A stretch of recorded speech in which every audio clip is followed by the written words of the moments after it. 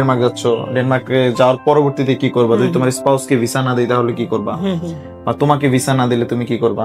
আমি বলেছি ওদেরকে যদি আমার স্পাউসকে ভিসা না দেওয়া হয় আমি যাবো, study will always prefer me and that is important for me. এবং আমাকে ওরা আরো জিজ্ঞাসা করেছিল যে তোমার স্পাউস যদি ভিসা না পায় তাহলে কি করবা? আমি বলছি যে স্পাউস না পেলেও আমি গিয়ে পড়াশোনা কন্টিনিউ করবো। আচ্ছা আচ্ছা। সো আই থিংক এইগুলো আমাকে অনেক হেল্প করেছে। এই কোশ্চেনগুলো তো হচ্ছে আমাদের যেই হচ্ছে ভিসা গাইডের যে হচ্ছে ভিসা গাইডেনে আমার যে কাউন্সিলর উনি আমাকে যে ইন্টারভিউগুলো নিয়েছে এর থেকে হার্ড কোশ্চেনগুলো দিয়ে আমাকে প্র্যাকটিস করাইছে যাতে ইজিগুলো আমি সহজে ক্লেম করতে পারি। আচ্ছা আচ্ছা। এবং ভুল ত্রুটিগুলো উনি আমাকে সংশোধন করে দিয়েছে।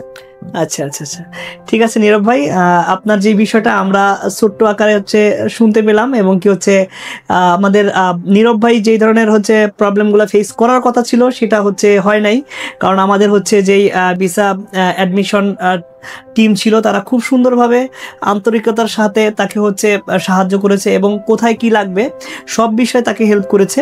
তো এই বিষয়টা হচ্ছে আমরা আজকে এই টোটাল বিষয়টা হচ্ছে বলার একটাই কারণ, নেক্সট যেই স্টুডেন্টগুলো আপনারা হচ্ছে আমাদের মাধ্যমে হচ্ছে প্রসেস করবেন বা হচ্ছে যেতে চান বা ডেনমার্কের কোনো বিষয় জানার থাকলে আমাদের মাধ্যমে জানবেন এবং কি কমেন্টস বক্সে কমেন্টস করবেন।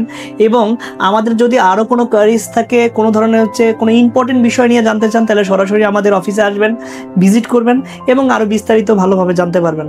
ধন্যবাদ সবাইকে, আসসালামু আলাইকুম।